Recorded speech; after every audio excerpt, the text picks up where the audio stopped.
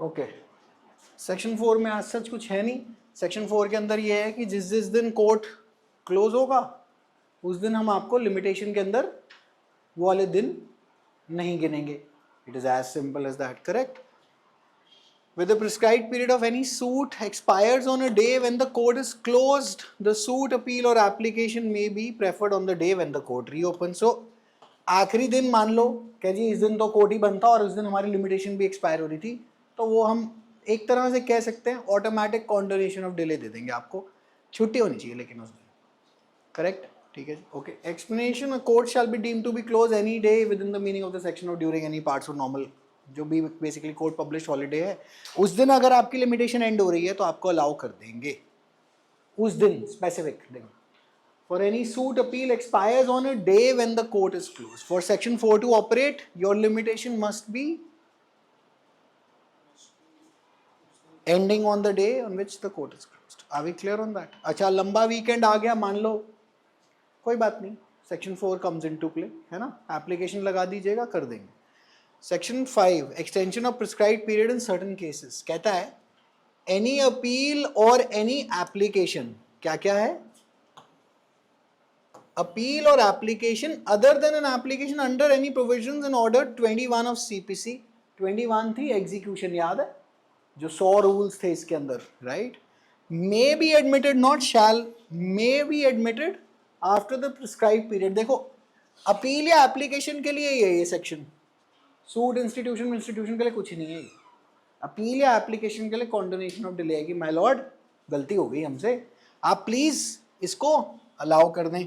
May be admitted है तो discretion है, डिस्क्रिशन।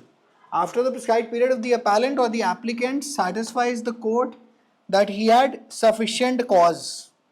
अब बोलो लिटिगेशन में क्या लड़ाई होगी?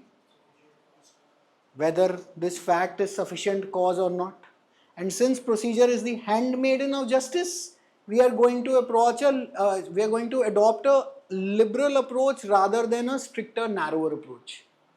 clear है ना? okay। for not preferring the appeal and making the application within such period। appeal and application standard MCQ है कि किस किस के लिए है section 5, appeal and application। which of the following, section 5 does not apply to which of the following? execution of decrees, sorry, condonation of delay नहीं उसके, okay।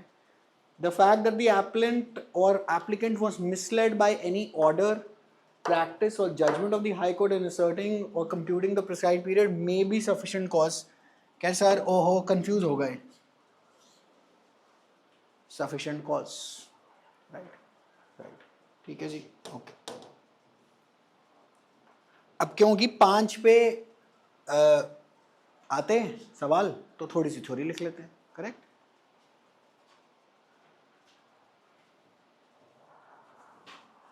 Section 4 के एक छोटे से नोट लिख लेना, has nothing to do with the period of limitation, it does not add to the period of limitation, it is not adding, it only extends the concession, that is notwithstanding that the period of limitation expires on a day when the court is closed, suit, appeal or application may be filed on the day on which the court reopens। It's as simple as that। clear है?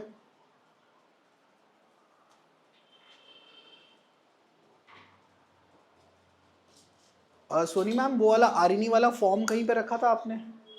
एक form और है जो आराध्या एक NLSAT 3 year LLB में admission कराने आई थी, एक फॉर्म उसका और है, तो वो भी उसी एक 2 फाइलें बनानी है हमने, ठीक है? 2 फाइलें बनानी है क्योंकि अब ये जब ये एडमिशन सीजन आएगा तो फिर मतलब ये वाला सारा काम ऑर्गेनाइज्ड रहे, ठीक है?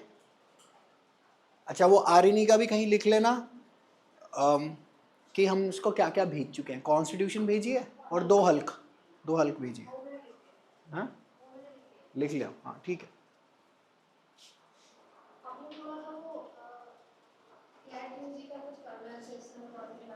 हाँ हाँ हाँ, अब आज करेंगे उसको, NLSAT का जब मॉक हो रहा होगा तब करेंगे, हाँ। तो वो भी हमने अपना क्या करना है, एक कॉन्स्टिट्यूशन की बैरक्ट, वो 2 सेट क्वेश्चन पेपर से क्लैट AILED के 2020 ऑनवर्ड्स के सारे क्वेश्चन पेपर प्रिंट फॉर्मेट में एक ही फाइल में स्पायरल करा लेंगे हम अपने, और इनको भेजो, है ना? हाँ कि ये क्लैट के क्वेश्चन पेपर लगे हुए हैं।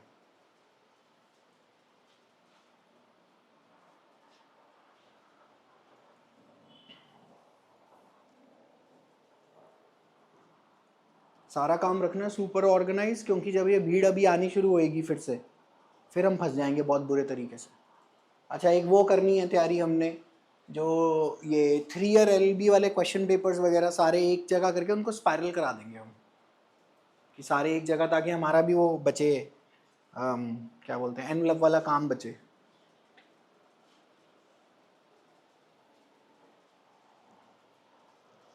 पैकेट्स रेडी करने शुरू कर देते हैं। ग्रे वाले पैकेटों में एनरोलमेंट आएगी, सीधा खट, मैं आपको बताऊंगा, आप कोरियर लगाओगे और आगे भेज दो।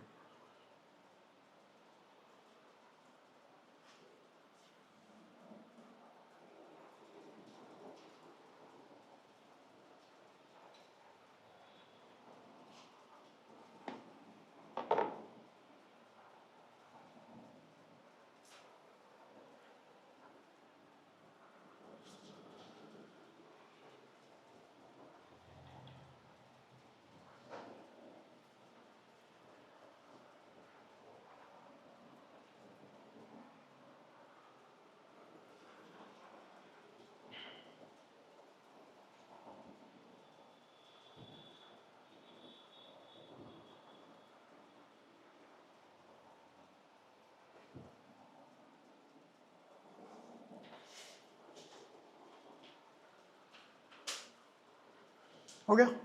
ओके। अच्छा जी, Section 5 of the Act, which deals with extension of in certain cases, applies only to appeals or applications and not to suits. No court or tribunal लिखना पड़ेगा।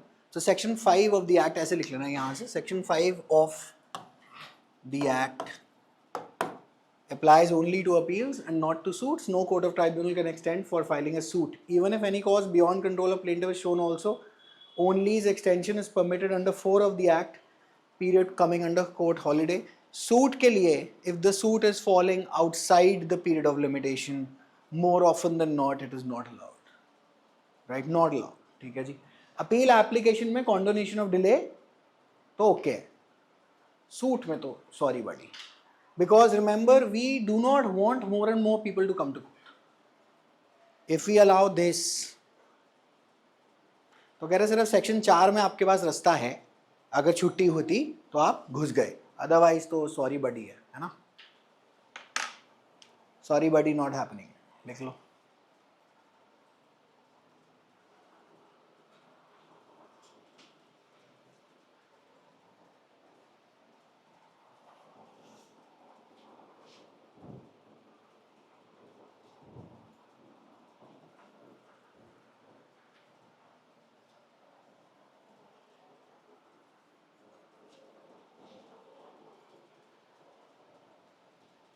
मैं सोच रहा हूँ इस साल 1 ईयर क्लासरूम प्रोग्राम क्लैट का बंद ही कर दूँ। मेरे अब तो अप्रैल हो गया, अब शुरू भी होएगा, फिर रिजल्ट नहीं आना, फिर इन्होंने कह देना हमारी तो वही नहीं है। क्या CS? हाँ पता है मुझे यार, लेकिन मैं तुम्हें बताता हूँ हाउ डू थिंग्स वर्क। अभी मैं तुम्हें बताता हूँ। तो जैसे क्लैट में अभी एक फ़ोन आया हमें, लखनऊ में हमें फ़ोन आया लखनऊ से, कि किसी ने बताया हमें कि अगर वो करा रहे हैं तो वहीं जाना। अंडरस्टूड? तो ये जो प्राइस रेंज जो हम जो चार्ज करते हैं, तो एक मार्केट है प्री रिकॉर्डेड कोर्सेज की, वो 10, 15, 20 हज़ार रुपये से उनको ऊपर कोई ना वैल्यू नहीं करता। 15, 10, मतलब 20 हज़ार रुपये मेरे हिसाब से कहीं ना कहीं मेंटल बैरियर लगता है कि भाई 20 हज़ार रुपये लगा दिए, बहुत बड़ी बात है किसी कोर्स के अंदर, ठीक है जी। ये प्राइस रेंज लाख रुपए, ये जो फीसें हैं, ये जब तक ट्रस्ट फैक्टर ना बनाओ ना, या मैं खुद CS ना हूँ, तब तक ना वो आप उतनी कॉन्फिडेंस से बोल भी नहीं पाते, क्योंकि क्वेश्चन पेपर स्टडी करने पड़ते हैं, है ना, क्वेश्चन पेपर स्टडी करने। DJS का क्या है, क्योंकि DJS इतने सालों से देखा हुआ है, मतलब पता है कि बड़ी कॉन्फिडेंटली कि क्या हो रहा है इस पेपर के अंदर, राइट, कि कितना छोड़ना है कितना नहीं है। अच्छा, ऊपर से DU LLB के बाद it was a natural switch कि जो बच्चे वहाँ गए हुए हैं हमारे, अब उन्हें जुडिशरी करनी है तो वो यहाँ आ जाए। मेजॉरिटी बच्चे तो हमारे आ गए थे, वो तो हमने 6-8 महीने डिले कर दिया था, तो उसके चक्कर में 7-8 लोग उधर चले गए थे हमारी मशहूर कोचिंग के अंदर। बाकी तो सारे के सारे अपने साथ ही हैं। आप ग्रुप में मेंबर्स देखिए कितने सारे वो जो बैठे हुए हैं सारे पुराने DULLB के हैं, तो ट्रस्ट फैक्टर बहुत हाई है कि बुद्धू नहीं बनाएंगे ये सर, मतलब ये है, बस इतना है। जब जैसे CS के अंदर जैसे लॉ है, अगर मैं पढ़ाना शुरू करूं, nobody will trust me, it is going to take people 3 years for them to trust me, and that too if I go hammer and tongs on YouTube for me to get associated कि अच्छा ये CS की law पढ़ा लेते, जबकि भाई हम तो टेक्निकली स्पीकिंग धुरंधर आदमी है कानून पढ़ाने में। अब तो मैं ये बोल सकता हूँ 10 साल हो गए मुझे ये काम करते हुए, लेकिन कोई मानेगा ही नहीं। मुसीबत सारी है। तो हमारे पास 2 रास्ते थे, या तो अपनी अकेडमी को UPSC की तरफ लेके जाएं या क्लैट AILT की तरफ लेके जाएं। अब इमीडिएट रेस्क्यू चाहिए तो CLAT AILT is the easier route, क्योंकि लॉ वाले सीन में फिर भी कोई ना कोई रेफरेंस दे देगा, UPSC वाले में कौन देगा। अच्छा, ऐसे ही वकालत में भी 1 to 1 सेम काम चलता है, वर्ड ऑफ माउथ। वकालत is just 1 to 1 word of mouth पे वकील किसी ने बोल दिया कि ये वाला अच्छा है, इसके पास चले जाओ, वो ग्राहक आपके पास, आप समझ लीजिएगा, आएगा जरूर। फिर then it is up to you to provide the quality और नॉट, राइट। तो ये बेसिकली मतलब जैसे अब पिछले साल वो नुन्ने मुन्ने मैंने पकड़े तो हुए थे, वो जो 2 जो आ गए थे, पता नहीं मेरे साथ कहाँ भटकते हुए आ गए थे, है ना, उनका वो जो क्या बोलते हैं, जो दिसंबर तक जो शाम को जो मैं क्लास लेता था। बट वो भी कैसे आए थे कि किसी भैया ने बोल दिया है कि इधर आना। लेकिन मुसीबत मैंने ये देखी, जैसे जुलाई में वो मेरे पास आए थे, दिसंबर में पेपर ही था, देयर वाज नो टाइम। मैं कहाँ से ट्रेनिंग करा दूँ 2-3 महीने में for an exam which has 1600 seats and 80,000 people taking it. I mean sorry buddy, ये तो होने से रहा, और फिर वही हुआ जो होना था। चले, ओके। अच्छा जी, condonation of delay means extension of prescribed time in certain cases subject to sufficient cause. The concept is primarily preferred to applicant appeal, does not cover suits. The condonation of a delay, यहाँ से लिख लेंगे, the condonation of a delay is a remedy and not a right to the dissatisfied party. The party successfully provides a sufficient cause, the court have the power to condone the delay. ठीक है, ऊपर वाली चीज़ same ही है, it applies to suits, दोबारा करने की ज़रूरत नहीं है, ये कर लेंगे। अब जैसे जुडिशरी में कैसे नाम बनता, एक तो मतलब कुछ हो जाता किसी का, अच्छा किसी का कुछ हुआ नहीं, और ऊपर से लोगों ने पढ़ना छोड़ दिया। अच्छा, और ऊपर से वो छोड़ते हैं लोगों ने, मतलब बैच वालों ने तो पढ़ना छोड़ दिया, बाहर वालों ने पेपर ऑप्ट इन करना ही छोड़ दिया, तो आप तो तबाह हो गए। वही हुआ है हमारे साथ। अब ये राम कहानी किसको समझ में आएगी। अब जैसे क्लैट AILT है, टेक्निकली स्पीकिंग स्क्रैच से शुरू करें, स्क्रैच से कोचिंग बनानी पड़ रही है वहाँ पर। अच्छा, बीच में तो मैंने छोटा चैनल भी कर दिया था, दूसरा करो जी, दूसरा करते हैं, TLOI academy, let's start from scratch. फिर मैंने कहा भाई इसको कौन स्क्रैच से बनाएगा, पहले वहाँ बताओ कि हमारा दूसरा चैनल है, उस पर 1 लाख सब्सक्राइबर हैं, आप हमें छोटू मोटू नन्ना मुन्ना राई ना समझें। तो मैंने कहा इसी में पटक यार, बाढ़ में गए सब्सक्राइबर, काम आना चाहिए। अब ये 20 महीने से जो हम कर रहे हैं, 2 साल हो गए हमारे को। आज क्या डेट है, आज 9 है, हैं 8 है या 9 है, देखें चेक करें, 8 है। अरे कल तो हमारी 2 साल की एनिवर्सरी है इस बैच की, 9 अप्रैल 24 को शुरू हुआ था ये, आज 9 अप्रैल 26 हो गई। सारे तारे देख लिए इन 2 साल की जर्नी में। पहले आदमी को गम चढ़ता है कि ये करा ही क्यों था, कि उसी टाइम क्लैट क्यों नहीं करा था। फिर समझ में आती है कि इन एवरी टाइमलाइन यही करना था।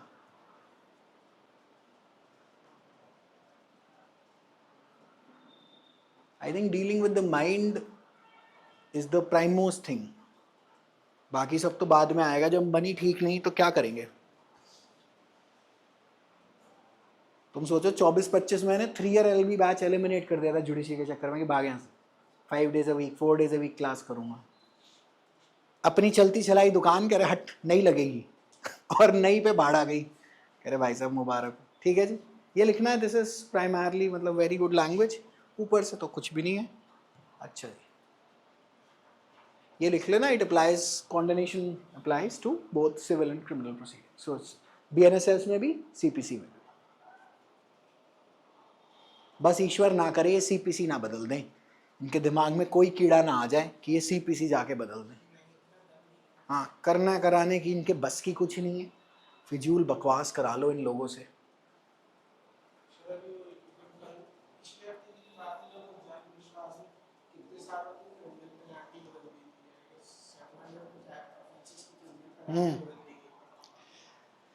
अभी इन्होंने दिल्ली में वैसे भी पहले प्रोबेट नहीं होता था, अभी इन्होंने कोई रिपील करा जिसमें प्रोबेट एलिमिनेट ही कर दिया इन्होंने, विल की कोई प्रोबेट। तुम बैंक से लोन लेके दिखा देना मुझे बिना प्रोबेट के, जबकि ये लॉ वॉ सब पास कर चुके हैं। यहां कुछ नहीं होता। बस मेरी एक बात याद रख लेना, वो मीम है, नथिंग एवर हैपन्स। आज हो गई वो ईरान की, वो जो आज तो सुबह सीज फायर करके बैठे हुए हैं 2 हफ्ते के लिए। कल रात को ये कह रहा था मैं न्यूक्लियर, आज वन एंटायर सिविलाइज। ये सब स्टॉक मार्केट के अंदर के पैसे कमाने के इनके तरीके हैं। ये हल्ला मचाते हैं, अपने पैसे लेकर आते हैं और निकल जाते हैं। ये जो रोहिंग्या मुसलमानों का जो इतना बड़ा जो इशू है, इनसे कोई पूछे नेतागण से ये आए कहाँ से हैं। रोहिंग्या मुसलमान बांग्लादेश से दिल्ली कैसे आ गया है अपने घर बार छोड़कर। ये जानबूझ के स्प्रिंकल करे जाते हैं ताकि तुम थोड़ा बहुत डर के रहो और इधर वोट दिया जाए। पूरी सोची समझी ये खुद ही ला रहे हैं। अच्छा, और जिस दिन इनका दिल करे उस दिन भेज देंगे जब काम निकल जाएगा। ये इसीलिए जैसे जैसे आप बड़े होते जाएंगे, सिस्टम के अंदर चले जाएंगे, आप मौन होना शुरू हो जाएंगे कि प्लीज़ मेरे परिवार का, मेरे बच्चे का कुछ हो जाएगा, तू बाकी सब दुनिया को आग लगे।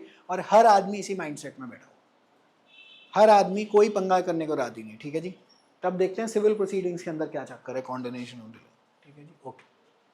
टाइम बार लिखना मत अभी। अकॉर्डिंग टू आर्टिकल 116, देखो खोलो 116 खोलो, एक्ट में 116 खोलो और मार्क कर देंगे। ठीक है, 116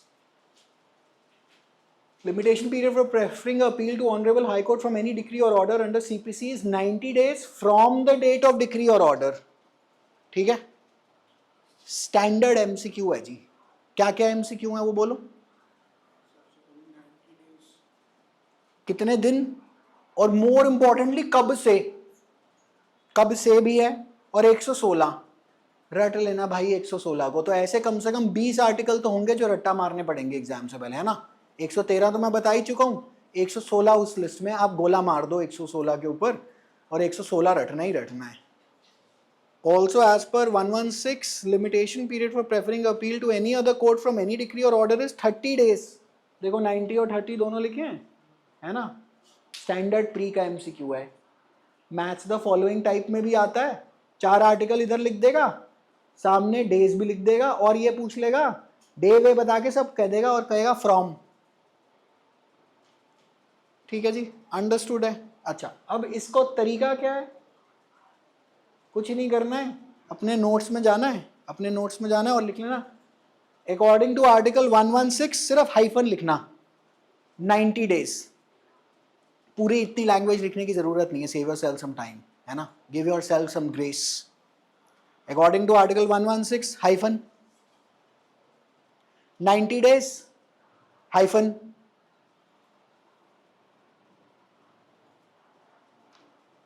preferring appeal to HC from any decree or order under CPC। मतलब शॉर्ट में कर लो, article 116 90 days hyphen appeal to HC from any decree और ऑर्डर अंडर CPC। क्लियर है ना। बस एक 1 लाइनर सा सॉर्ट ऑफ कर लो, कह रही एक पेज को अंदर करते हैं इसको, है ना।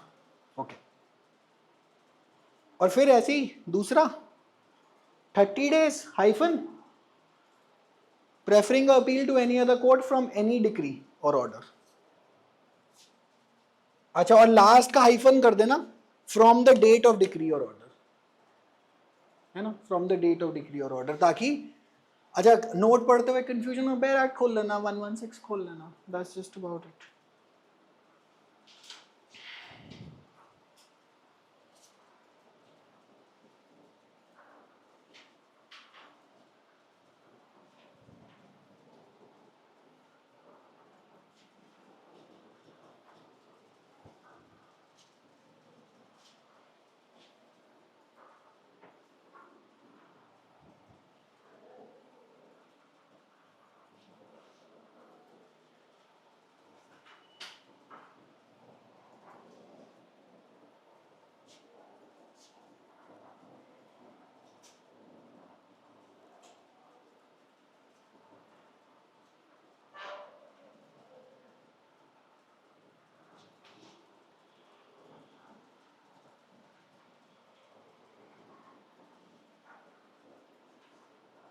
डन है जी, डन है, ओके।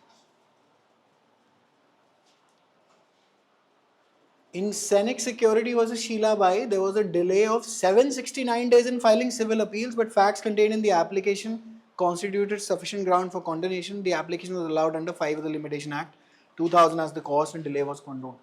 अच्छे खासे डिले भी कंडोन हो जाते हैं as long as sufficient cause. ठीक है जी, सिर्फ केस का नाम डाल देना, there was a delay of 769 days of appeal, इतना कर देना, और हाइफन ये क्या बोलते हैं, कौन, the application was allowed under 5, whatever the facts were, you can read them on your own. 769 days, I am sure कि कुछ ना कुछ गड़बड़ी हुई थी। अभी देख लेते हैं, पहले ज़रा लिख लो, ज़रा थोड़ी कहानी पूरी हो जाएगी, इसके अंदर है नहीं।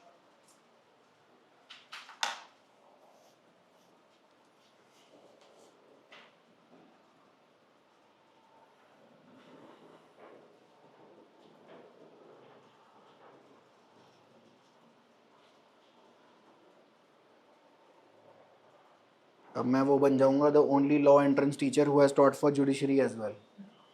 अरे बाकियों को तो आती नहीं, बाकी तो ये करते हैं, मतलब in the sense main topic वहाँ ये है।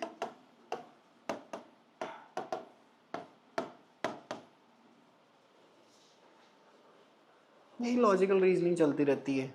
All Meer are Anjali, some Anjali are Soni, no Sahaj is Soni, which of the following follows. हो गया जी, हो गया जी, ओके। अच्छा ज़रा देख लेते हैं सैनिक सिक्योरिटी वर्सेस शीला भाई। देखें भाई ऐसा क्या हो गया, 769 डेज इज रफली what 2.5 years for filing an appeal, है ना।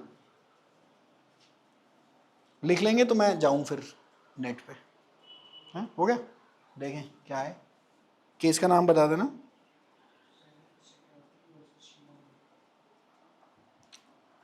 सैनिक सिक्योरिटी वर्सेस शीला भाई।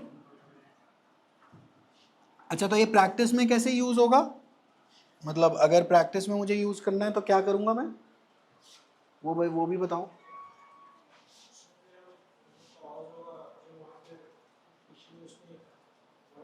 मान लो जैसे तुम्हारे को क्या बोलते हैं, तुम्हारे पास ये केस आया जिसमें लिमिटेशन बहुत लंबी चली गई है and you want to file a condonation of delay की application for an appeal, right.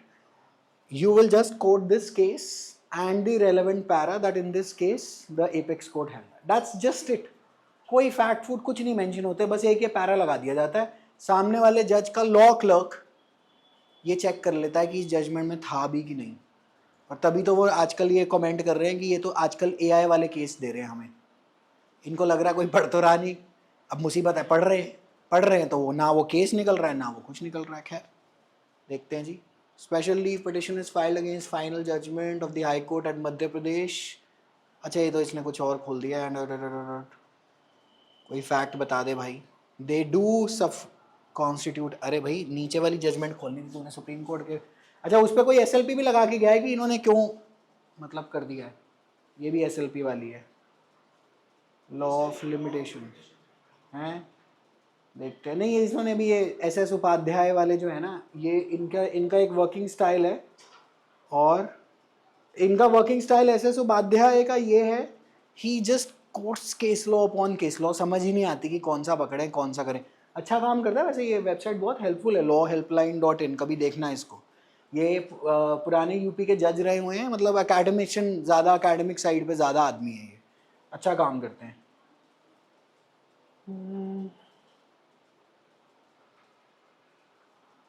एक काम करते हैं ना, एआई भाई से पूछ लेते हैं ऐसा क्या हुआ था। एमपी का केस है ना ये। सुप्रीम कोर्ट सेट, अच्छा सेट असाइड, मुबारक हो, the court found sufficient allowing the appeal restoration, had refuse to condone, अच्छा set aside a Madhya Pradesh high court order. अरे तो भाई फैक्ट तो बता दे, कोई फैक्ट नहीं बताएगा। कुछ है, कुछ दिखाई दे रहा है नहीं, फिर से ऑर्डर आ गया है, कहाँ पे है। अरे मुझे ये देखना है 769 क्या था, weather the fact stated in the petitioner application, वो तो बता दो कि कोई मरा था, कोई जिंदा था. I am very very curious that what led to a 769 का डिले. अच्छा अब देखना, litigation is such a headache. Litigation is such a headache. Appeal file हुई है, हाई कोर्ट ने तो मना कर दिया कि भाई ये तो ना फॉलो हो रही सेक्शन, मैं तो नहीं कर रहा. सुप्रीम कोर्ट में एसएलपी फाइल हुई है, अभी तो अपील फाइल करने पे सुप्रीम कोर्ट जाना पड़ गया. आप सोचिए अभी खर्चा कितना करा होगा इन्होंने. मैं मतलब मिनिमम बता रहा हूं 2 से 3 लाख रुपए तो यहीं चले गए. राइट, कितना खर्चा है. मुझे तो समझ नहीं आती, मतलब लोग कहते हैं लिटिगेशन ये वो, मुझे तो भाई समझ नहीं आती कि ये क्या चल रहा है. क्या केस का नाम क्या था, मतलब उसमें क्या क्या था. सैनिक से पकड़ा जाएगा ना ये. फाइंड इन पेज कहाँ है, यहाँ पे कौन सा कंट्रोल प्लस एफ है मेरे भाई. यहाँ तो हमें ढूंढना ही पड़ेगा.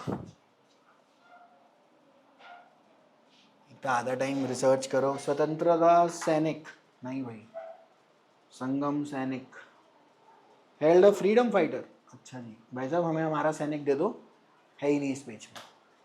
यूजुअल लॉ रिसर्च, खैर चलो देख लेना, अगर मिले तो मैं भी देख लूँगा. अब आई एम वेरी क्यूरियस कि ऐसा क्या था इसके अंदर. But the supreme court allowed it. High court ने मना करा था तो supreme court is allowed it. ठीक है जी. टाइम बार्ड सिविल रिविजन्स देखते हैं. अकॉर्डिंग टू आर्टिकल 131 देखो,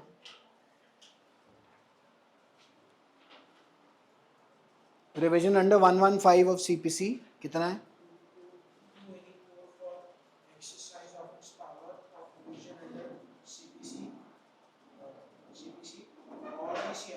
हम्म 90 डेज. तो रिविजन के लिए एक लाइनर में फिर से कर लें. आर्टिकल 131 मार्क भी कर देना, और 115 सेक्शन 115 सीपीसी इज 90 डेज है ना. और कब से, from the date of order under challenge or from the date of knowledge of the order by the revisionist. ये लिख लेना. तो short form article 131 hyphen 90 days, 90 days, उसके आगे लिखना 115 सीपीसी रिविजन, और ये लास्ट हाइफन. इतना कोई कोचिंग वाला नहीं बचाता होगा, सब डिक्टेट कराते रहते होंगे. अरे वो तुम्हारे दृष्टि वालों का क्या हाल चल रहा है, वो चल रहा है नहीं चल रहा, वो या वो दोस्त क्या बोलते हैं, छोड़ दिए. सब छोड़ चुके हैं.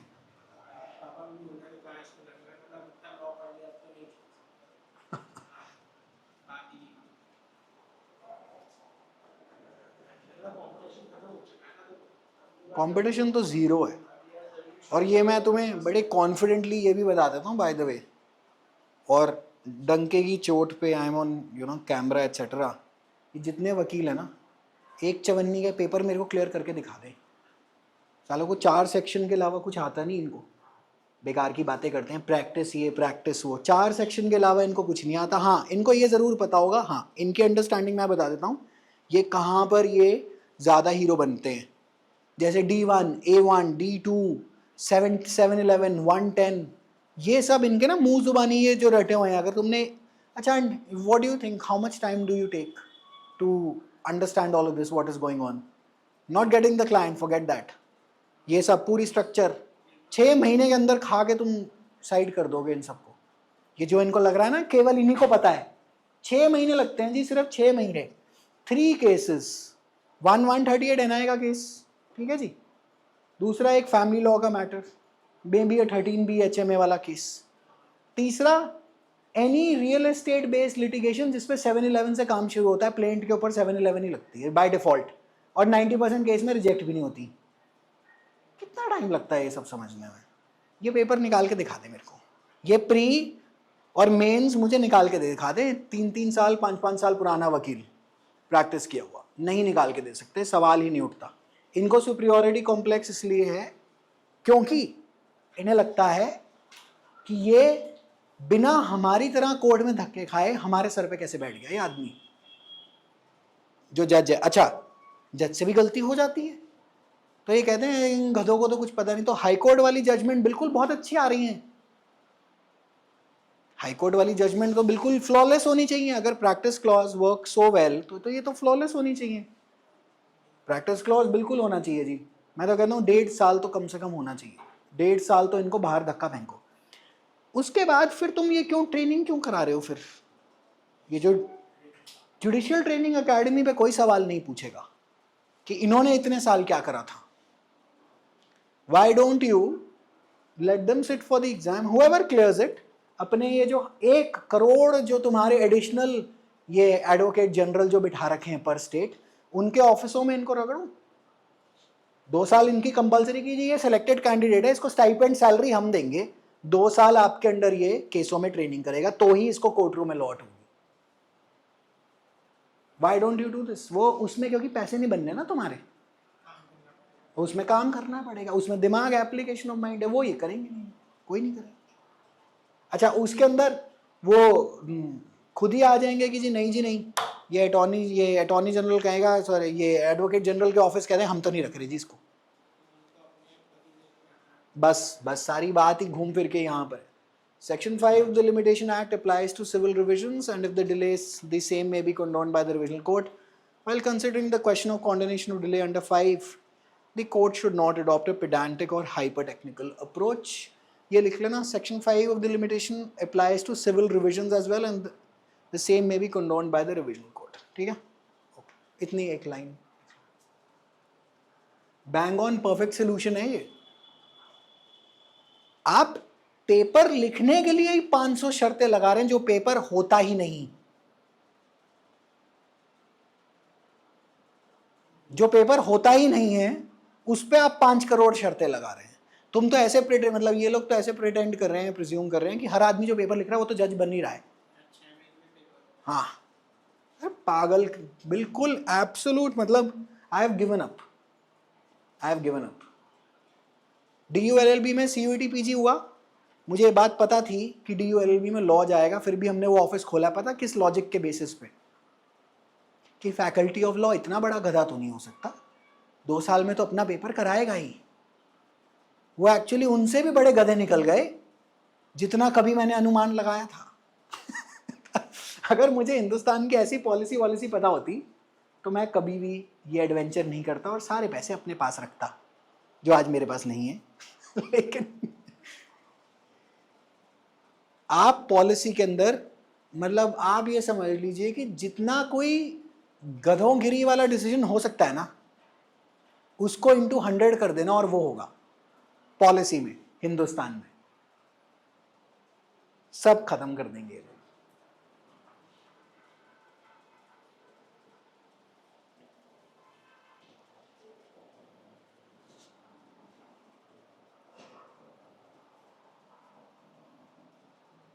एक पेपर जो होता ही नहीं, जिसके लिए 1.5 साल की तैयारी लगती है ना, और उसके बाद भी सिर्फ 20-30 सीटें हैं, और उसमें भी कुछ लोग इंटरव्यू में बदमाशी कर जाते हैं,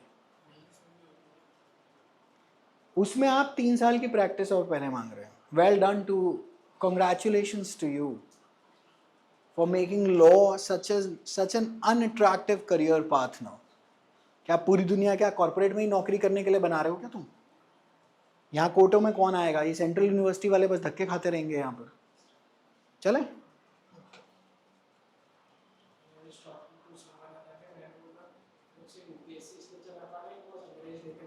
हाँ उसकी भी ये बेड़ा गर्क कर देते, ये बिल्कुल ठीक है। अच्छा इतना लिख लेना, while considering the question of condonation of delay under 5, the court should not adopt a pedantic or hyper technical approach। बस ये, मतलब दिस इज स्टैंडर्ड लैंग्वेज है, लिखनी जरूरी है कि वी कांट। अच्छा और एक और चीज अभी 1000 बार रिपीट होने वाली है तो मैं दोबारा नहीं लिखवाऊंगा ये। The court should the court should adopt a liberal interpretation rather than a stricter या narrower one. Are we clear on that?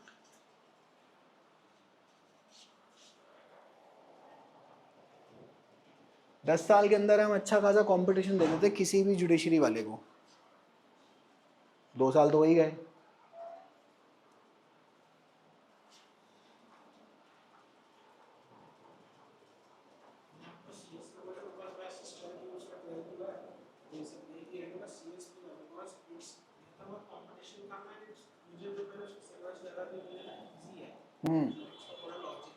हम्म।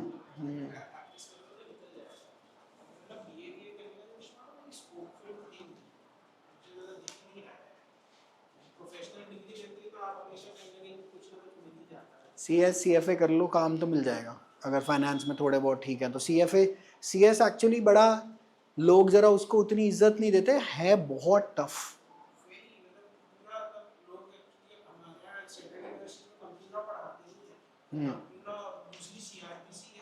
हाँ हाँ, बहुत बहुत टेढ़ा है भाई, बहुत टेढ़ा है, मुझे पता है। मैं एक्चुअली मेरे पास यही चॉइस है ना, क्योंकि मैं आदमी एक हूँ, तो मेंटल बैंडविड्थ उतनी ही है। मेंटल बैंडविड्थ उतनी होने के कारण देखना पड़ता है कि रिसोर्स किस तरफ डिप्लॉय करें, क्योंकि वेरी फ्रैंकली घर चलाना है। It is as simple as that. इसीलिए मैं क्लैट एएलईटी इसलिए चला गया कि चलो एनएल साइड में 3 बारी रैंक 1 है, एनएलएस में तो नाम है ही हमारा, ऑलमोस्ट 100 बच्चे हैं हमारे एनएलएस में इस टाइम पर, वही रेफरेंस दे दें तो क्लैट एएलईटी वाले तो आ जाएंगे। अच्छा, और वो भी बहुत टेढ़े पेपर बना दिए आज की डेट में। दे आर डिजाइंड कि अगर तुम टीयर 1 अंग्रेजी नहीं रखते तुम इसको क्लियर ही नहीं कर पाओगे। They are design, systematically design है, इंटेंशनल डिजाइन है कि इनकी आप, तभी तो चंद्रचूड़ बोलते रह गया क्लैट हिंदी में होना चाहिए, हिंदी में होना चाहिए, रिटायर ही हो गया। कह रहा करा ले तू।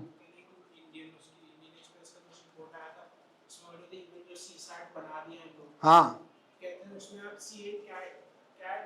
भाई, मेरे से ना होता सी साइड में, 4 बार खोल चुका हूँ और 5 बार उसको बंद कर चुका हूँ कि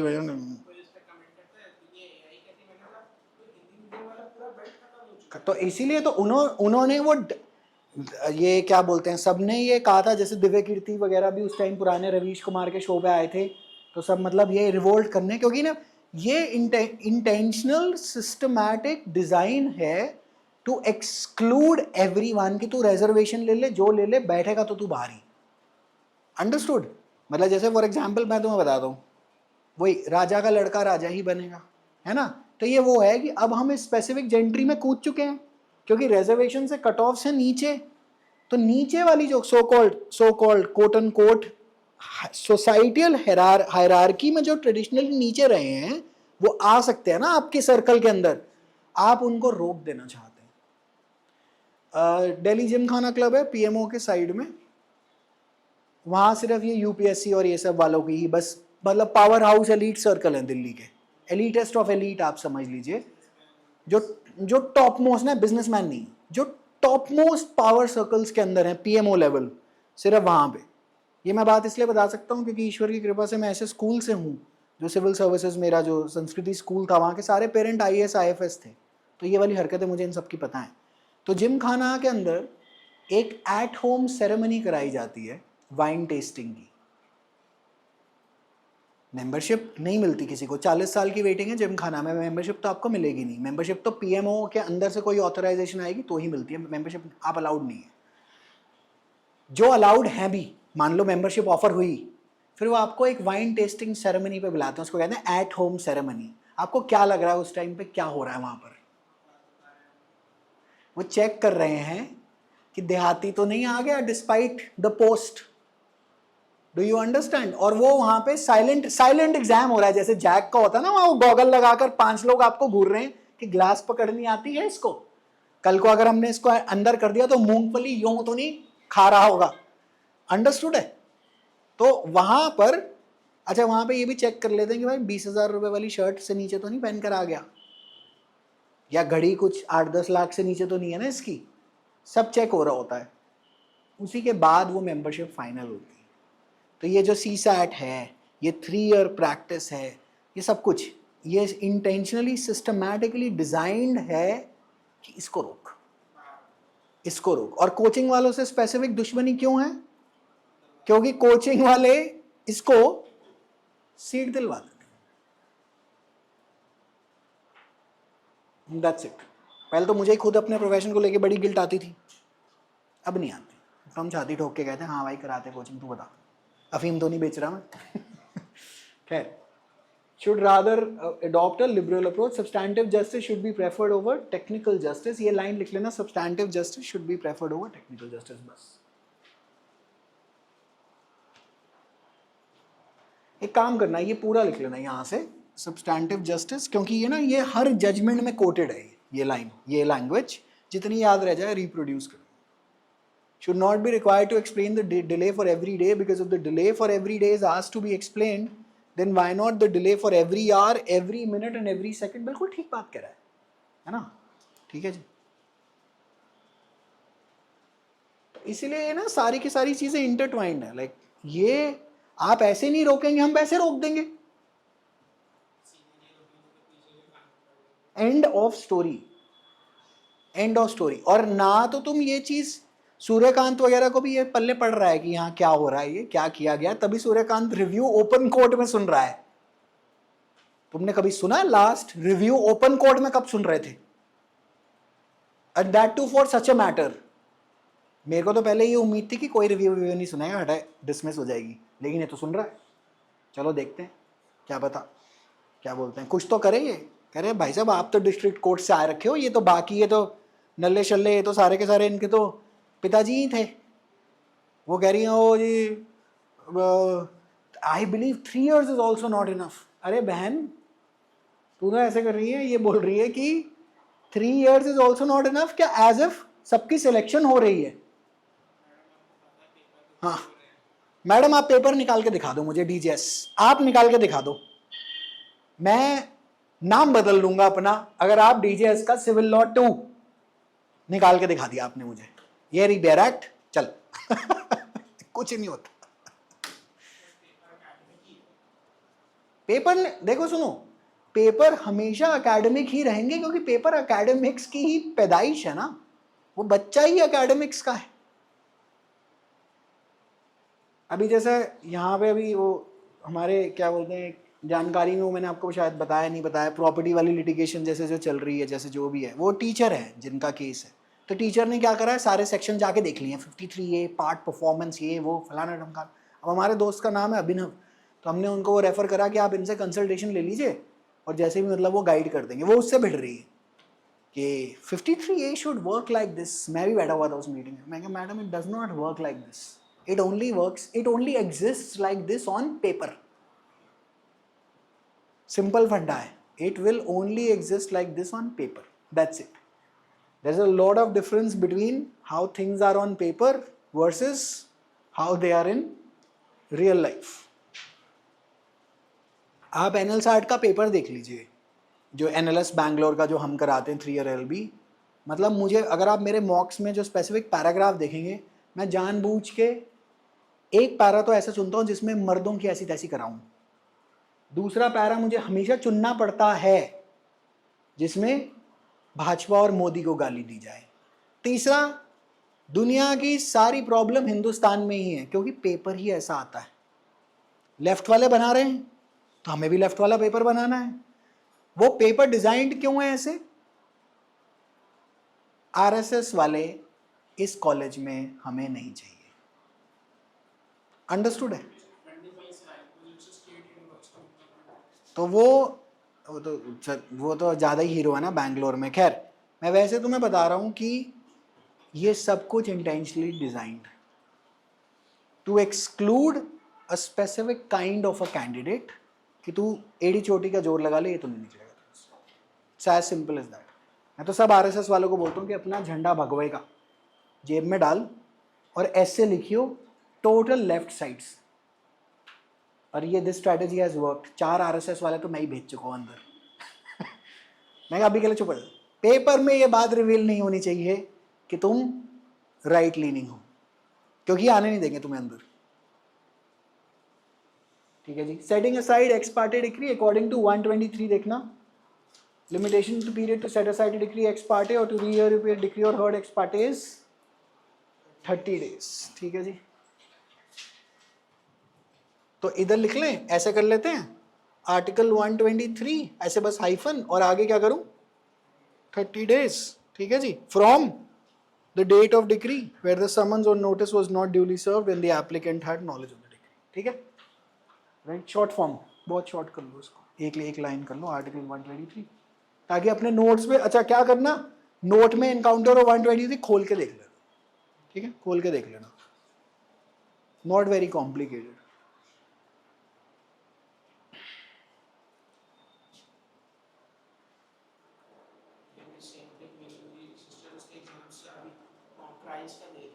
हम्म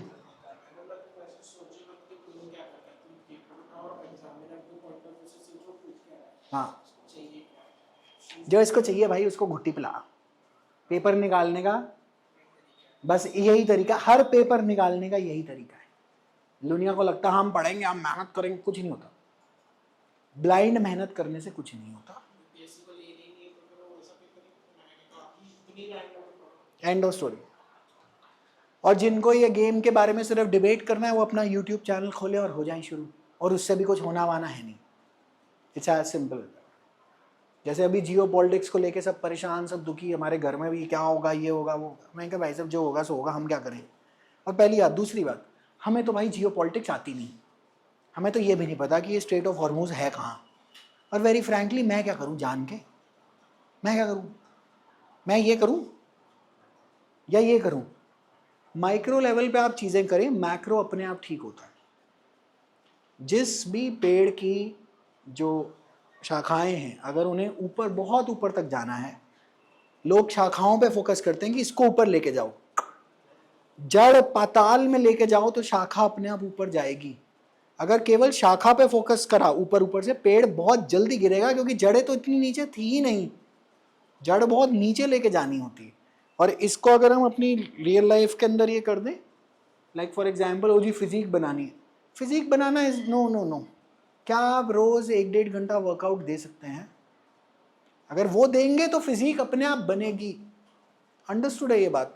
तो ऐसे ही जैसे माइक्रो लेवल पे कि मैं अपना काम अच्छे से कर लूँ, मोदी जी हमने चुन रखे हैं, तू मैनेज करना, वो सिलेंडर वो आ रहे हैं नहीं आ रहे, शिप आ रही है नहीं आ रही। हम कौन है जयशंकर को बताने वाले कि डिप्लोमेसी कैसे होती है? कह रहे भाई साहब कभी आपने एम्बेसी में पैर भी रखा है?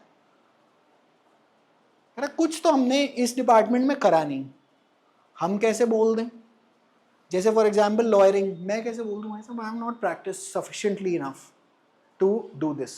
बट ये बात तो मुझे पक्का पता है कि वकील हो या उसका बाप भी हो, ये नहीं करा सकता यहाँ पे खड़े होकर, नहीं करा पाएगा, ये मेरा डोमेन है, राइट?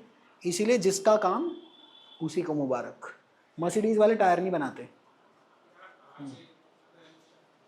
काम करो ना, वो आर्टिकल 123 30 डेज कर लिया है ना, और यहाँ से उठा लो ना फ्रॉम, यहाँ से उठा लो ना फ्रॉम। मर्सिडीज वाला क्या करता है, गाड़ी बनाता है और टायर वाले को बोलता था तू कर। करेक्ट? मर्सिडीज के टायर तो आते नहीं। जिसका काम उसी को मुबारक है जी। Thank you.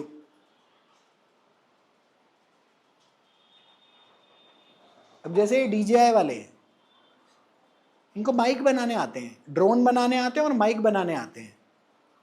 पैसे थोड़े ज़्यादा लेते हैं। अच्छा, ज़्यादा किसके मुकाबले? सस्ते ब्रांड जो मतलब तुम 2 महीना चलाओगे वो ठप हो जाना है, तो ठीक है, पैसा दो और काम खत्म करो। पे द प्रोफेशनल, जस्ट पे the professional, get it done and over.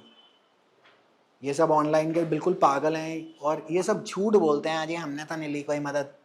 मैं लिख के देता हूँ जुडिशरी एग्जाम में, अगर इन्होंने कोई ऑफिशियल कोचिंग ज्वाइन नहीं करी, इनका कोई भाई है या बहन है already in the services who guided them, this can not be done without any active guidance. Be rest sure of this.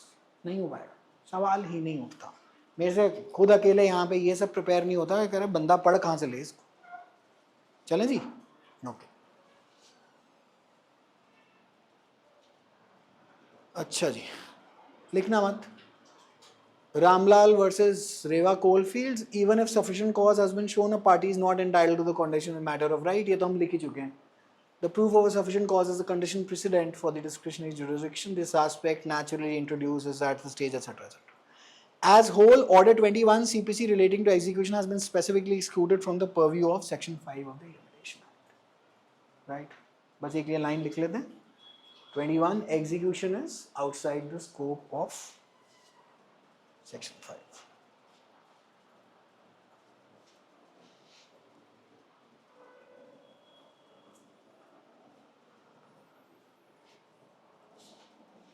अब मुझे 11, अब क्लैट ALED में मैं क्या करूँगा, 11-12 की ह्यूमैनिटीज़ पढ़ाऊँगा फ्री में, पॉलिटिकल साइंस और ये सब, और वहाँ बोलूँगा कि भाई साहब हम क्लैट ALED भी कराते हैं,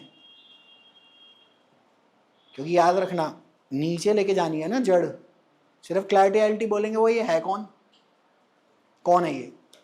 अच्छा मांग रहे हैं हम सीधा 1.25 लाख रुपए,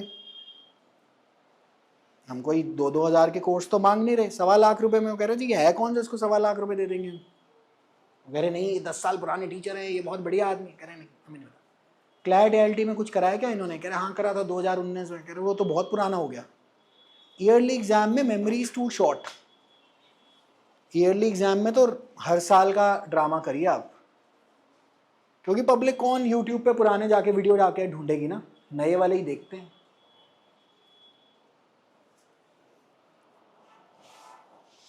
ठीक है जी, ओके ये तो हो गया, ये भी हो गया था। अच्छा नहीं ये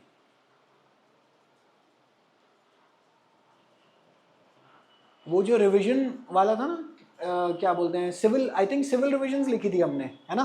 131 देख लेना, 131 आर्टिकल 131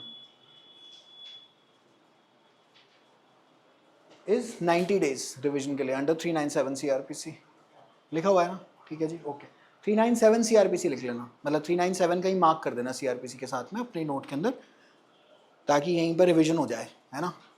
ठीक है, नया वाला देख लेना। Okay this is okay.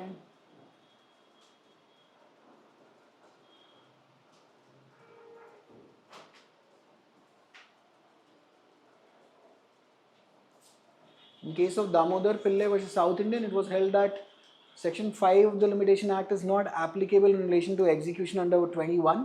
Section 151 CPC cannot be invoked for condonation of delay moving application under Rule 106 of Order 21 for restoration of execution dismissed and default. ठीक है जी, मुझे लगता है ये हम लिख लेते हैं। सेक्शन 151 के अंदर भी कॉन्डोनेशन ऑफ डिले नहीं करा पाएंगे आप। लिमिटेशन है तो लिमिटेशन सेक्शन 5, और एग्जीक्यूशन वहाँ नहीं है, एग्जीक्यूशन में कुछ अलाउड नहीं है। ठीक है जी, स्ट्रिक्ट है वो। Good detail to have in your notes. कितने बजे से रखा हुआ है मॉक सोनी मैम? 3 बजे। तो एसी की सर्विस भी नहीं हुई हुई, एसी भी चलाना चाहिए अब तो। हो गए भाई सारे, कह रहे जी इस साल तो 1.5 महीना लेट हो गया, वाह बहुत ही बढ़िया हो गया। अच्छा हमारे लिए बढ़िया हो गया, और किसानों के लिए बर्बाद हो गए, एब्सोल्यूट बर्बादी हो गई, है ना? प्रैक्टिस क्लॉज से सबसे ज़्यादा फायदा किसको हुआ होगा? कोचिंग वाइज यूपीएससी वालों को। सारा लॉ स्टूडेंट उधर भागेगा ओवरऑल, है ना? और ये क्या बोलते हैं, इसीलिए हमेशा कोई भी चीज़ होएगी, एक बंदे को हमेशा फ़ायदा होगा, एक बंदे को हमेशा नुकसान होगा। लॉकडाउन हुए, कोविड, मास्क बेचने वाले, वो मेडिकल इक्विपमेंट, मतलब दिवाली आ गई, 2 साल की दिवाली थी वो इनकी। आप सोचिए, आप कॉन्सेंट्रेटर बनाते थे, वो ऑक्सीजन कॉन्सेंट्रेटर मैंने, ओ भाई साहब, मतलब लोग इतने ज़्यादा, खैर लोगों का क्या ही मैं कहूँ, क्या बता, मैं भी इस सिचुएशन में होता, गॉड ओनली नोस। अभी मैं बताता हूँ, PlayStation 5 करके वो सोनी की वीडियो गेम आती है कंसोल, 20 मार्च को, ये 20-25 मार्च को अनाउंस होता है, 20 मार्च को, कि 2 अप्रैल से 15,000 रुपये इस पर बढ़ जाएंगे।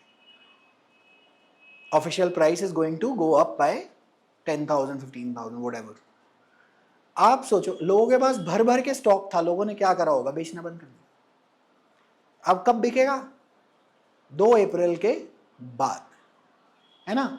सेम ऑक्सीजन सिलेंडर, मास्क, दवाइयाँ, सब पे यही हुआ था उस टाइम पे। सबके पास था स्टॉक, सबने रोक दिया कि भाव बढ़ने दे, भाव बढ़ने दे, भाव बढ़ने दे। कोई ह्यूमैनिटेरियन ये वो करम गुरुद्वारे, किसी को कुछ नहीं था। मैंने सब दुनिया उस टाइम पे देखी थी। उस टाइम पे भाई साहब जो हुआ था, जो स्पेशली शमशानों में जो हुआ था, that showed you true humanity, true human nature. लोग अपने परिवार वालों का मुर्दा फूकने नहीं आए थे, ये कूड़ेदान में डाल दिया, अपने आप देख लियो, जहां फेंकता फेंक दियो। अच्छा उस टाइम तो आपकी अस्थि विसर्जन, चौथा भोग, कुछ हुआ ही नहीं, करेक्ट? तो वाराणसी की एक बड़ी मशहूर लाइन है कि पूरी उम्र शुभ मुहूर्त ढूंढते हुए आदमी, नहीं, बिना मुहूर्त के पैदा हुआ आदमी पूरी उम्र शुभ मुहूर्त ढूंढते हुए एक दिन अशुभ मुहूर्त में निकल जाता है।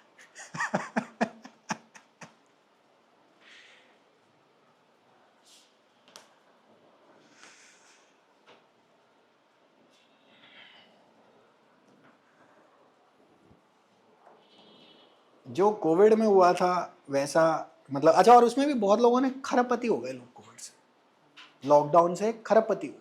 और हम लोग जैसे जो ऑफलाइन सेटअप के साथ थे, स्कूल वूल थे, हम करोड़पति हुए ऑनलाइन काम से। हम तो ऑनलाइन थे, हमें बहुत फ़ायदा हुआ था। आई किड यू नॉट, 2022 तक मतलब हमारे DQLLB के अंदर 1200 बच्चे थे, हमें बहुत फ़ायदा हुआ था। लेकिन हमारा ऑफलाइन स्कूल उजड़ गया। हमारे यहाँ इसी सेटअप में, मतलब यहाँ नहीं, दूसरी बिल्डिंग थी हमारे पास, 1000 गज की बिल्डिंग थी, उसमें थे 100 बच्चे और 40 का स्टाफ। और अब है हमारे पास 30 बच्चे और 10 का स्टाफ। ये कोविड में हुआ, आज तक नहीं उभर पाए हम उससे। इधर नहीं उभरे, लेकिन TLOI चल गई। तो इसीलिए जब भी कोई इवेंट होगा, मान लो जैसे जियो पॉलिटिकल है, वो एक साइड तो पक्का किसी ना किसी को तो बहुत मैसिव फायदा हो रहा है इससे। अब ये कल रात को US के वो जो इनसाइडर है, जो सब लोग इसको ट्रैक कर रहे हैं, जो ये पैसा कमा रहा है, कम से कम 1500 करोड़ रुपए कमा चुका है अभी तक ये, क्योंकि उसे पता है ट्रंप ने अब क्या बोलना है, कब क्या करना है, ये वो। अच्छा, अभी वो मोदी जी की स्पीचें आई थी जिसके बेसिस पे मैंने आपको कहा था ना, हो गया लॉकडाउन, ये वो फलाना ढमकाना। ऐसा भी हो सकता है कि पीछे से किसी ने ही बोला हो कि ये जरा जाके बोल दे, मार्केट गिरने दो, and they already are prepared with those positions. ये सब समझ रहे हैं, यहाँ पे कुछ और ही चल रहा है, not with this specific politician, with every politician. This same ऐसे ये सब inside. You can not make super normal wealth without being a part of the system, be rest assured on that. अभी एक बैंगलोर वाले ने वो सुसाइड करी थी, एक बंदे ने, जिसने अपनी बीवी से प्रताड़ित हुआ पड़ा था, 498A का केस था, राइट। और जज के ऊपर भी एक्यूजेशन लगा गया कि अब ये मरेगी। उसको प्रमोशन मिल चुका है, वो एक लेवल ऊपर जा चुकी है जज अपनी हायरार्की में। अरे कुछ ही नहीं हो रहा भाई, तो अपनी जिंदगी क्यों मतलब दे रहा है, कुछ ही नहीं हो रहा ऐसा। हो गया, okay. Limitation for execution cases देखते हैं, लिखना मत। For the execution of any decree और order of any civil code, the period of limitation would be 12 years। Go to 136 और एक ऐसे ही शॉर्ट नोट बना लो, आर्टिकल 136 हाइफन क्या करें, कितने दिन, 12 years hyphen execution. Limitation for execution cases under 136, तो ऐसा कुछ पूरा लिखने की जरूरत नहीं है ना, सीधा लिख लो आर्टिकल 136 हाइफन कितना, 12 years हाइफन एग्जीक्यूशन।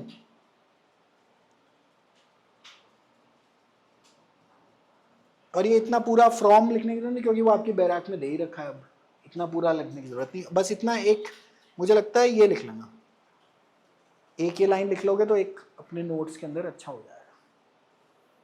एग्जीक्यूशन 12 साल, क्या है भाई साहब, इतना क्या, 3 साल होनी चाहिए थी मेरे हिसाब से। हो गया तो एग्जीक्यूट करा इसको। मैं कहता हूँ मार पीट के अपने आप ही कर लो यार, थोड़ा बहुत नुकसान है, दे दे सामने वाले को, पैसे दे, काम खत्म कर, ये कौन करेगा।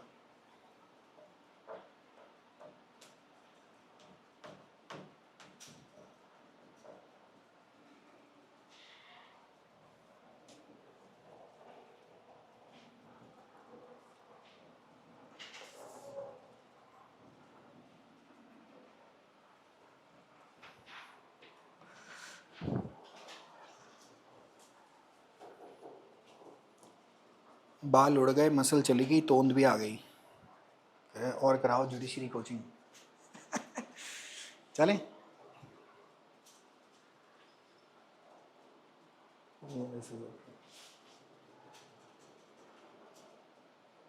कहीं पर लिखा है 136 के अंदर, मतलब ये प्रोविजो है वहां पर,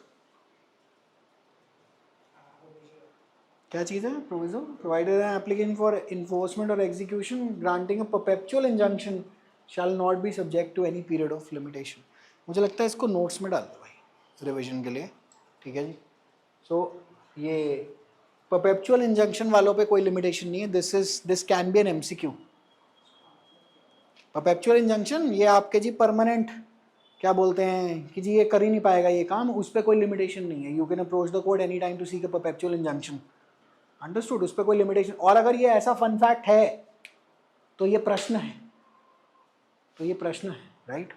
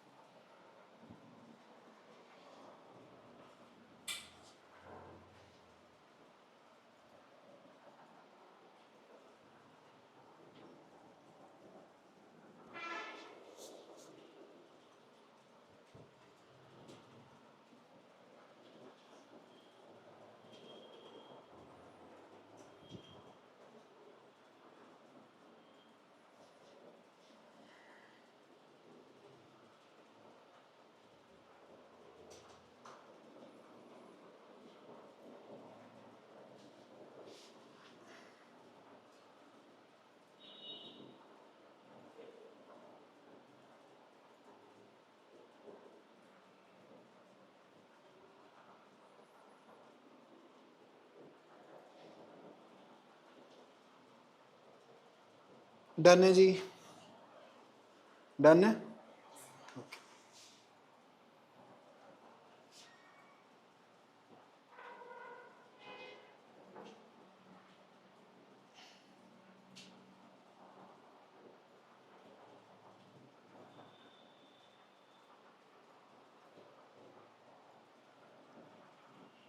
इलाहाबाद का केस है, छोड़ते हैं। ओके, सेक्शन 6 की बोनी शुरू करा रहा हूँ, मतलब बोनी इन द सेंस, फिर मंडे को काम करेंगे सेक्शन 6 का, लीगल डिसेबिलिटी। अब ऐसा है जी, डिसेबिलिटी तो सुनते ही क्या समझ में आ रहा है कि अलाउ कर देंगे, है ना?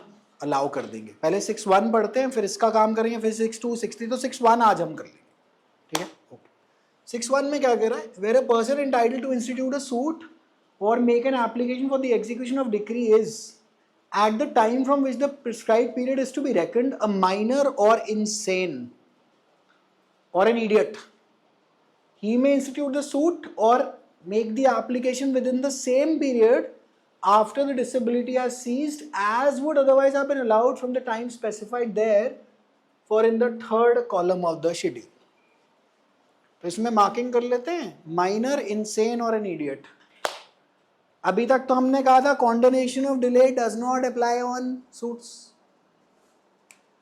Unless you are disabled, but उसमें भी हम कॉन्डोनेशन ऑफ डिले नहीं मानेंगे उसको ऑफिशियली, लीगली। उसमें सेक्शन 6 की एप्लीकेशन लगानी पड़ेगी कि सर जब लिमिटेशन थी तब मैं था गधा, जब मैं गधा बनना बंद हुआ, मान लो मैं 1 जनवरी 2026 से गधा नहीं हूं, तो मुझे अब 3 साल दिए जाए लिमिटेशन के। Understood what 6(1) is trying to tell you, ठीक है? जैसे for example, as would otherwise have been allowed from the time specified there, इसका मतलब ही में institute this disability has ceased. थोड़ा सा समझ में आया कि क्या करना क्या चाह रहा है, ये समझ में आया?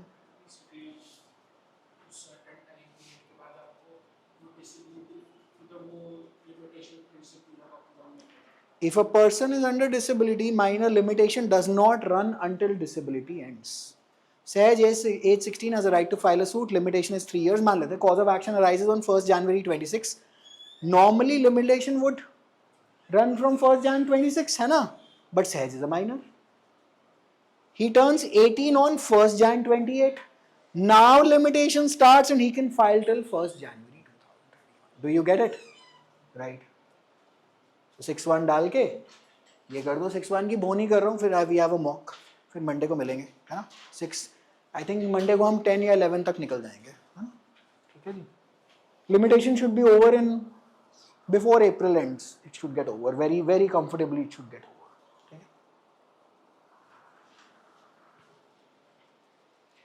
है? एक बस अभी एक मैसिव एक प्रॉब्लम आती है, वो मतलब सेक्शन ये 6, 7, 8 को कंबाइन करके एक आती है, उस पर एक लैंडमार्क केस लॉ है, वो वाला करना है।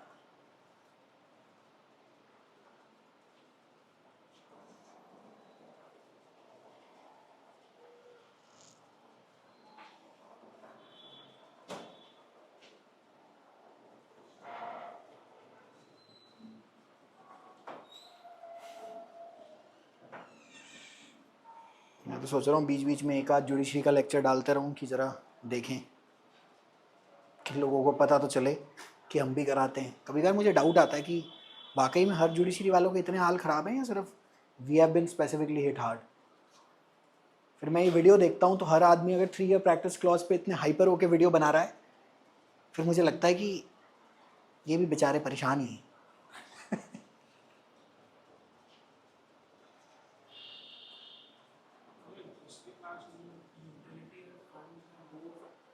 वो बैठे रहेंगे।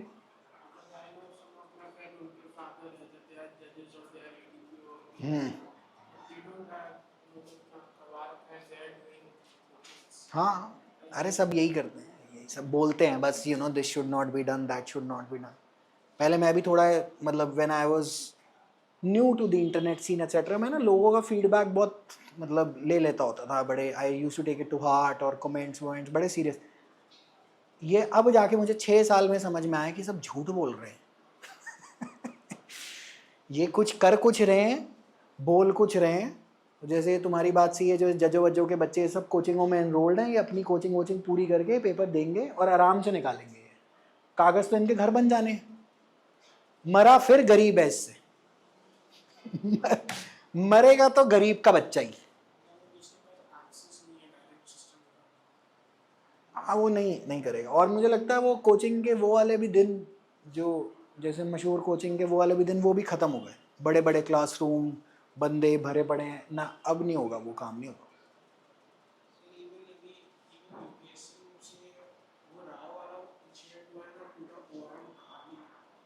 हाँ,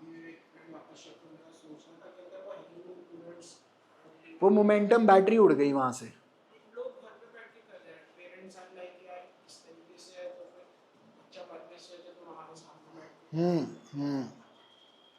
वैसे भी मीर, मैं तुम्हें बता दूं, हज़ारों में एक बच्चा है जो सीरियस है। आज इस पूरे बैच में 60 लोग हैं, तुम 2 आ रहे हो, केवल तुम ही सीरियस हो।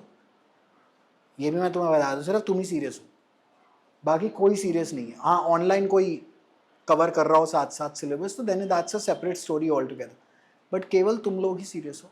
मतलब दिल्ली में, बाकी तो सब गए। उतनी कमिटमेंट कहाँ है, पेपर निकलेगा नहीं। मैं बता रहा हूँ, ये पेपर नहीं निकलते, ये बहुत घटिया और टेढ़े लेवल के पेपर हैं, ये नहीं निकलेंगे। हाँ, ये नहीं निकलते। मतलब आई किड यू नॉट, ये नहीं निकलते।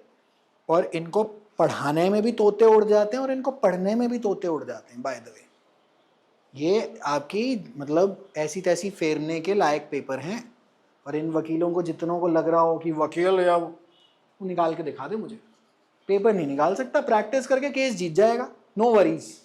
लेकिन कंस्ट्रक्टिव रेस जुडिकाटा और ऑर्डर टू रूल टू, वो जो याद है ना कुछ कुछ, तो मुझे उस पर 15 नंबर का इससे लिख के दिखा दो। नहीं, सवाल नहीं उठता कि तू लिख जाए, सवाल ही नहीं उठता।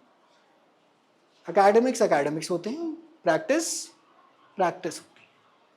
और बॉर्डर का डायलॉग है कि हम ही हम हैं तो क्या हम हैं, तुम ही तुम हो तो क्या तुम।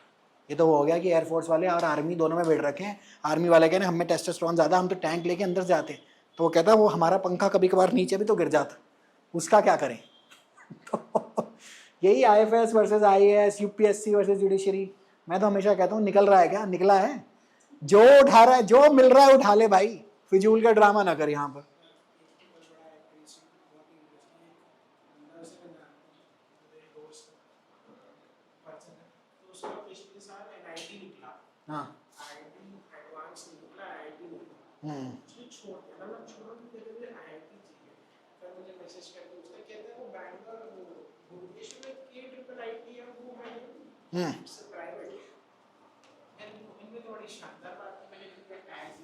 हाँ, हाँ,